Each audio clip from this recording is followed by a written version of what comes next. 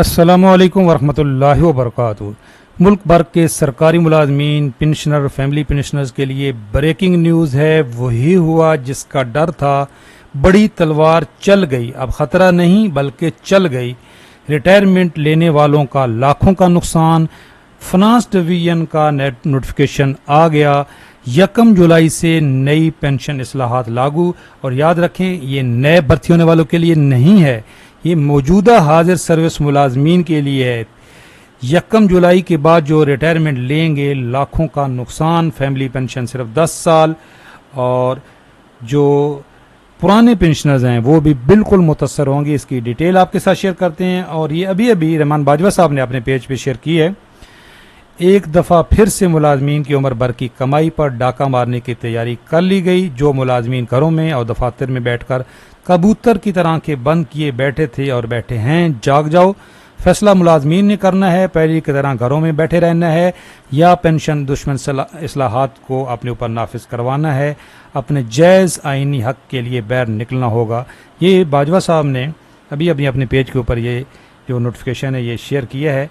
इसकी डिटेल आपके साथ शेयर करते हैं। चैनल पे नए हैं, चैनल सब्सक्राइब कर लें। अपडेट रहना चाहते हैं या तजावीज़ देना चाहते हैं, हमारा एक व्हाट्सअप ग्रुप है, पेड ग्रुप है, मामूली सी फीस है कि ताकि डिसिप्लिन कायम रहे। इस नंबर पर रब्ता करें, लेकिन कॉल ना करें, व्हाट्सअप करें, मैसेज करें, तो आपको इसका पूरा तरीकाकार बता दिया जाएगा। एक हमारा अर्निंग का ग्रुप है, वो बिल्कुल फ्री है। ये सरकारी मुलाजमीन और पेंशनर्स का अल्हम्दुलिल्लाह सबसे बड़ा ग्रुप होगा, एक कम्युनिटी होगी जिसको आप ज्वाइन कर सकते हैं। अच्छा जी, ये समरी क्या है, सबसे पहले बताएं। ये फाइनेंस डिवीजन की है, नोटिफिकेशन है जून 2024। कुछ साथी देखते ही बोलेंगे यहाँ पे डेट नहीं लिखी हुई, तो भाई जो पूरा साल ये समरी डिस्कस होती रही 2023 वाली, इस पर डेट नहीं थी, क्योंकि ये फाइनेंस डिवीजन जो है वो सिर्फ महीना लिखता है और उसके बाद ये जाएगी वज़ीर-ए-आज़म पाकिस्तान पे। जब वो साइन करेंगे तो जो फाइनल नोटिफिकेशन आएगा उस पर डेट आएगी। और ये अभी वैसे भी अनऑफिशियल बाजवा साहब ने जो है वो फाइनेंस डिवीजन से निकलवाई है। तो एक तो ये देखें कि इस 1 जुलाई से with effect from 1 July 2024 federal government ने रूल अमेंड किए हैं। कैलकुलेशन ऑफ ग्रास पेंशन, जो पहली समरी थी उसमें था जी यहाँ पे 36 मंथ की एवरेज, और अब इस समरी में आ गई है 24 मंथ की एवरेज। तो अजीब बात है, इस समरी में 36 मंथ की जो वो थी एवरेज, इस पे एस्टेब्लिशमेंट डिवीजन ने ऑब्जेक्शन किया था। तो ऑब्जेक्शन तो इस पर भी बनता है, क्योंकि लास्ट जो रनिंग बेसिक होती है उस पर अभी कैलकुलेट होती है। तो अगर ये 24 मंथ की एवरेज भी निकाली जाएगी तो इस पर भी लाखों का आपका कम्यूट में भी नुकसान है और पेंशन में भी। इसकी मैं इंशाल्लाह आपको नेक्स्ट वीडियो में कैलकुलेट करके दिखाऊंगा एक बंदे की। दूसरा पॉइंट, पुरानी समरी में भी यही था जी, ये अर्ली रिटायरमेंट पर पेनल्टीज़। तो अभी इस समरी में भी यही है जी, जुर्माना 3% से लेके 20% तक। और इसमें लिखा हुआ है कि जो आर्म फोर्सेस के जो मुलाजमीन हैं वो भी मुतासर हो सकते हैं, लेकिन इसमें एक शर्त रखी गई है। इस पर इंशाल्लाह डिटेल बाद में बात करेंगे। तो कबल अज़ वक्त रिटायरमेंट पे भी जुर्माना, और अगर आप 60 साल पे रिटायरमेंट लोगे तब भी आपकी पेंशन कैलकुलेशन तब्दील। तो हर लिहाज से रास्ते बंद कर दिए गए। और ये सबसे बड़ा, ये जो तीसरा पॉइंट है, ये इंतहाई ख़तरनाक है। फ्यूचर इंक्रीज मेथोलॉजी इन पेंशन। अच्छा, जो अभी हमारी इंक्रीज होती है वो जो आप लास्ट पेंशन ले रहे होते हैं उसी के ऊपर इंक्रीज हो जाती है। जैसे अभी भी 15% पेंशन बढ़ी है, तो जो आप इस वक्त आपकी लास्ट पेंशन ले रहे हो उसमें से मेडिकल निकाल कर उसका 15% आपका बढ़ जाता है। लेकिन अब ये कह रहे हैं जी कि जो आपकी नेट पेंशन बनेगी वही कैलकुलेशन के लिए जो है वो बेसलाइन होगी, उसी के ऊपर हमेशा पेंशन बढ़ा करेगी। और फिर गवर्नमेंट डिसाइड किया करेगी हर 3 साल बाद कि उसको आपकी पेंशन का हिस्सा बनाना है कि नहीं। जिस तरह अढ़ाक होता है ना जी, जिस तरह तनख्वाहों में अढ़ाक इजाफा होता है, फिर गवर्नमेंट पे स्केल रिवाइज करती है तो अढ़ाक को जम करती है। इसी तरह जी अब पेंशन के अंदर भी अढ़ाक इजाफा हुआ करेगा। और इजाफा किस पे हुआ करेगा? जो आपकी पहले दिन पेंशन बन गई उसके ऊपर अढ़ाक इजाफा हुआ करेगा। फिर गवर्नमेंट 3 साल बाद फैसला करेगी कि कौन कौन से अढ़ाक जम करने हैं पेंशन के अंदर। ये जो है ये इंतहाई ख़तरनाक है। और ये तो जो नए रिटायरमेंट लेंगे उनके ऊपर है, और जो पुराने पेंशनर्स हैं उनके लिए जो शिक है वो भी अभी हम बताते हैं आपको। ये 3 पॉइंट हो गए जी। चौथा पॉइंट है ऑर्डिनरी फैमिली पेंशन जी। फैमिली पेंशन जी 10 साल होगी, और ये हम पूरा साल बताते रहे कि ऑर्डिनरी जो पेंशन है, ऑर्डिनरी पेंशन है, वो 10 साल रहेगी। लेकिन इसमें इंशाल्लाह ताला हमारे पुराने फैमिली पेंशनर्स इससे मुतासर नहीं होंगे। ये जब इसका डिटेल नोटिफिकेशन आएगा, ये समरी है जो अभी तक वज़ीर आज़म के पास जानी है, तो फैमिली पेंशनर पुराने मुतासर नहीं होंगे। अच्छा, फैमिली पेंशन के मुतालिक 2 पॉइंट्स हैं। अच्छा, इसमें क्लियर ये भी लिखा हुआ है कि जो डिसेबल है ना जी, in case of disable special children of the pensioners the ordinary family pension shall remain admissible for the life of the such children.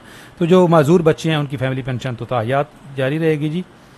और in case of the entitle children ordinary family pension shall remain admissible for 10 year और the till age of the 21 years whichever is later. हाँ, जो लड़के हैं 21 साल तक रहेंगे जी, या फिर वो 10 साल जो भी बाद में होता है। स्पेशल फैमिली पेंशन, इसमें भी इसकी पूरी डिटेल है। इस पे एक मैं स्पेशल वीडियो बनाऊंगा, स्पेशल ये जो फैमिली पेंशन पे, अब लंबी हो जाएगी वीडियो। लेकिन इंशाल्लाह ताला जो पुराने फैमिली पेंशनर्स हैं वो इससे मुतासर नहीं होंगे। शुहदा की फैमिली के लिए जो है वो 20 साल 25 साल। अच्छा, ये है जी जो बार बार पूछे जा रहे थे सवालात कि री एम्प्लॉयमेंट वाली शिफ्ट, जी बिल्कुल इसमें भी है कि अगर आप in any event where the pensioner of the federal government after the age of 60 year, यहाँ पे ये लिखा हुआ है कि 60 साल पे जो रिटायरमेंट लेगा और वो दोबारा कोई ऐसी सर्विस ज्वाइन करता है, चाहे वो रेगुलर हो, कॉन्ट्रैक्ट बेस हो, कोई भी हो, ये सवाल बार बार पूछा जा रहा था, तो भाई उसको पेंशन जो है वो छोड़नी पड़ेगी। बिल्कुल कोई किसी भी किस्म की वो जो पब्लिक सर्विस जो है वो लेते अपॉइंट होता है किसी भी पब्लिक सर्विस में, गवर्नमेंट की कोई भी मुलाजमत, चाहे कॉन्ट्रैक्ट बेस पे भी है, तो उसको पेंशन छोड़नी पड़ेगी। री एम्प्लॉयमेंट वाली शर्त ये आ गई।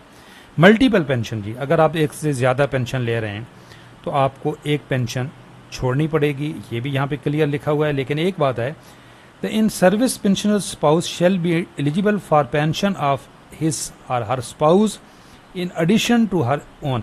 अगर कोई बंदा अपनी पेंशन ले रहा है, फिर वो मर्द है तो उसकी अगर बीवी थी मुलाजमत, तो उसकी पेंशन भी ले सकेगा, और बीवी अपने मर्द की पेंशन भी ले सकेगी। ये सिर्फ इसमें शर्त है, बाकी डबल पेंशन ख़त्म हो जाएगी। और आखिरी पॉइंट ये हमारे पुराने पेंशनर्स के लिए भी है, जो मैं सारा साल कहता रहा हूँ कि पुराने पेंशनर्स भी ज़रूर मुतासर होंगे। एनुअल इंक्रीज इन पेंशन, सालाना पेंशन में जो इजाफा हुआ करेगा, वो जो इन्फ्लेशन है, जो महंगाई के तनासुब से उसकी 80% की एवरेज का होगा। अब ये कैसे निकालते हैं जी, ये इसकी डिटेल जो है वो मालूम करनी पड़ेगी। Annual increase in pension shall be granted at the 80% of the average inflation rate for the last 2 years. ठीक है, समझ आ गई। 2 साल का जो इन्फ्लेशन है उसका 80% के बराबर उसकी एवरेज वो जो पेंशन बढ़ा करेगी। और ये कहाँ से पता चलेगा? For this purpose the year and year consumer price index CPI जो होती है, as announced by the State Bank of Pakistan, जो स्टेट बैंक ऑफ पाकिस्तान की जो CPI अनाउंस होगी उसकी 80% के हिसाब से एवरेज निकाल कर उसकी सालाना पेंशन में इजाफा हुआ करेगा।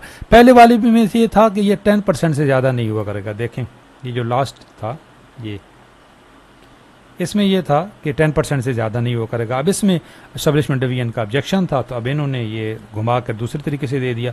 तो भाई इसमें कोई एक पॉइंट भी ऐसा नहीं है जो सरकारी मुलाजमीन जिससे कोई से खुश हों या सरकारी मुलाजमीन के हक़ में हों। तो जैसा कि हमारा वादा है कि हम आपको लम्हा बलम्हा अपडेट रखेंगे। चैनल पे नए हैं, चैनल ज़रूर सब्सक्राइब कर लें, इससे मुतल्लिक जो भी अपडेट आएंगी हम आपको आगाह रखेंगे। अल्लाह हाफिज़। अगर हमारा ग्रुप ज्वाइन करना चाहते हैं तो मामूली सी फ़ीस है, इसकी आप ग्रुप ज्वाइन कर सकते हैं इस नंबर पर रब्ता करके। अल्लाह हाफिज़।